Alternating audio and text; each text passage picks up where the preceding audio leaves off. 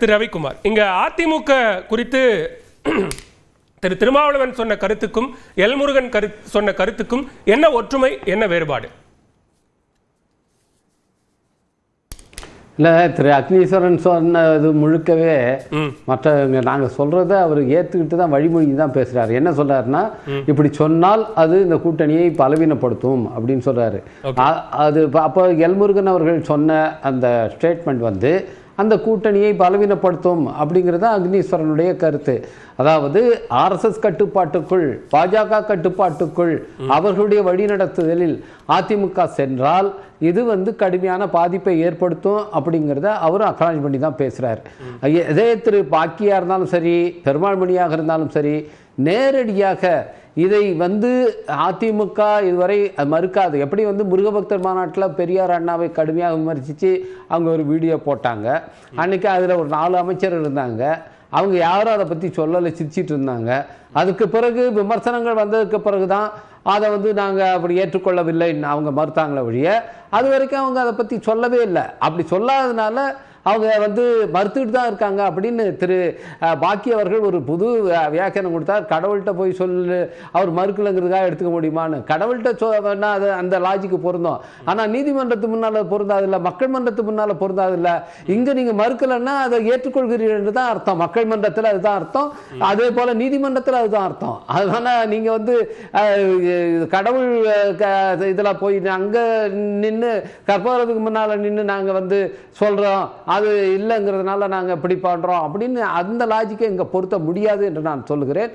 இதை வந்து அவர்கள் தரப்பிலிருந்து அவர்கள் இதை மறுக்காத வரை இதை ஏற்றுக்கொண்டு விட்டார்கள் என்றுதான் பொருளாகும். அதைத்தான் இன்றைக்கு நாங்கள் சுட்டி காட்டுகிறோம்.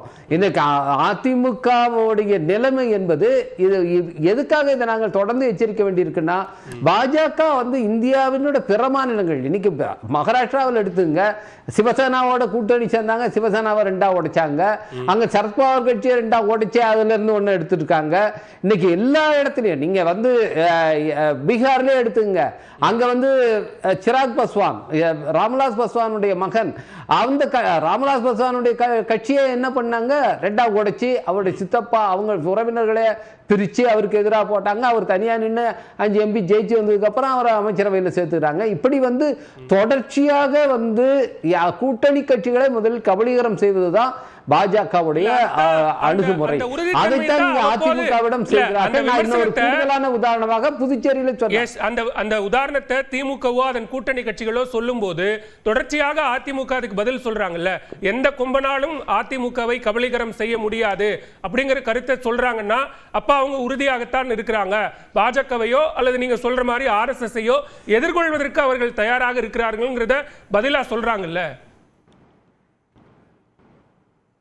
இல்லை, அது சுட்டி காட்டினதுக்கு அப்புறம் தான் அந்த விமர்சனம் வந்ததுக்கு பிறகு எங்க நமக்கு வந்து இது உண்மை வெளிப்பட்டு விடுதோ என்ற பயத்தில் அவங்க வந்து அப்பப்போ மறுக்கிறாங்க. ஆனால் அதை வைத்து மட்டும் நாங்கள் சொல்லலை. தொடர்ந்து திரு எடப்பாடி அவர்கள் பேச்சிலேயே நீங்கள் வந்து இந்து அறநிலையத்துறை வந்து எதுக்காக கல்லூரி நடத்தணும், பள்ளிக்கூடம் நடத்தணும்னு பேசினார். இது வந்து திராவிட இயக்கம், நீங்கள் திரு பெருமாள் மணி அவர்கள் வந்து சொன்னார், ஒரு காலத்திலும் அது அந்த லட்சியபாவத்திலிருந்து போகாதுன்னு சொல்லி, இது வந்து எங்கேயாவது திராவிட இயக்கம்னு சொல்கிறதுக்கு ஏதாவது இதுக்கு ஒரு குறைஞ்சபட்ச அறிகுறியாவது அவருடைய ஸ்டேட்மெண்ட்டில் இருக்கா? இல்லவே இல்லையே. நீங்கள் தொடர்ச்சியாக இன்றைக்கு பாஜகவுடைய அனைத்து கொள்கைகளையும் அனைத்து நிலைப்பாடுகளையும் ஆதரிக்கிறவர் தானே. இன்னைக்கு பாருங்க, இன்னைக்கு கடுமையான ஒரு சட்டம் கொண்டு வந்திருக்காங்க. இன்னைக்கு 3 சட்ட மசோதாவை அமித்ஷா அறிமுகப்படுத்துறார். நீங்க வந்து ஆளுநர் நினைச்சா முதலமைச்சரை தூக்கி போட்டுட்டு அவரை பதவியிலிருந்து நீக்கிவிட்டு நீங்க வந்து வேற ஒருத்தரை போடலாம் அப்படிங்கிற ஒரு நிலைமைக்கு இன்னைக்கு ஒரு சட்டத்தை கொண்டு வராங்க. இது அரசமைப்பு சட்டத்துடைய அடிப்படையை காலி பண்ற விஷயம்.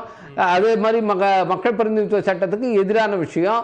இன்னைக்கு வந்து ஒரு அமைச்சரை பதவி நீக்கம் செய்வதற்கோ அல்லது ஒன்றிய அமைச்சரவையில் இருக்க அமைச்சரை பதவி நீக்கம் செய்வதற்கோ பிரதமரோ முதலமைச்சரோ அவர்கள் பதவி நீக்கம் செய்யப்படுவதற்கான வழிமுறைகள் ஏற்கனவே அரசமைப்பு சட்டத்தில் இருக்கு. அதுக்கான இது கவுன்சில் ஆஃப் மினிஸ்டர்ஸுக்கு என்ன அதிகாரம் இருக்கு என்பது தெளிவாக வரையறுக்கப்பட்டிருக்கு. இந்த ஒரு மிக மோசமான ஒரு சட்டத்தை கூட எதிர்த்து கூட சொல்ல வேணாங்க, இது ஒரு கருத்தாவது, இது ரொம்ப ஆபத்தானது, அதை நாங்கள் பரிசீலிப்போம், இதை நாங்கள் ஆதரிக்கல அப்படின்னு ஏதாவது சொல்ல முடியுதா? சொல்ல முடியாது. தொடர்ச்சியாக அவர்கள் முழுக்க அவர்களுடைய கட்டுப்பாட்டுக்கு போய்விட்டார்கள். அதனால தாங்க அவர் திரு எல்முருகன் அவர்கள் இன்னைக்கு இருக்கிற அமைச்சரவையில் ஒரு ஜூனியர் மினிஸ்டர் தானே கம்பேரிட்டிவா. அவர் இன்னைக்கு இவ்வளவு சொல்றாரு.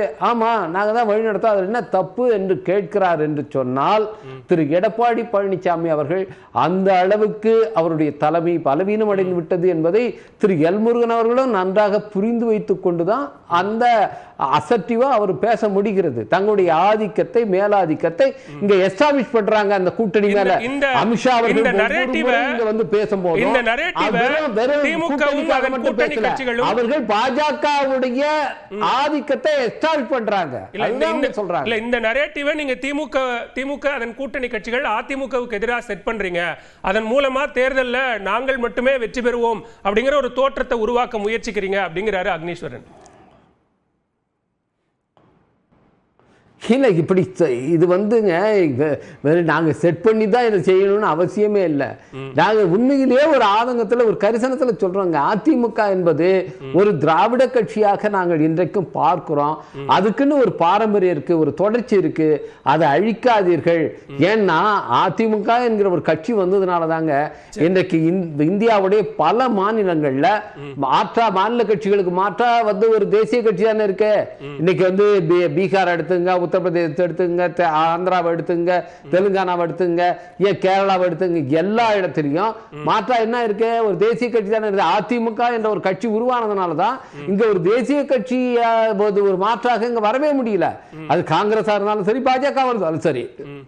எனவே இந்த மாநிலத்தினுடைய இந்த தமிழினத்துடைய நலனை கொஞ்சமாவது ஒப்புக்கொள்கிற, அதற்காக குரல் கொடுக்கிற ஒரு இயக்கமாக அதிமுக இருக்கு. அது இருக்கணும்னு தான் நாங்க நினைக்கிறோம்.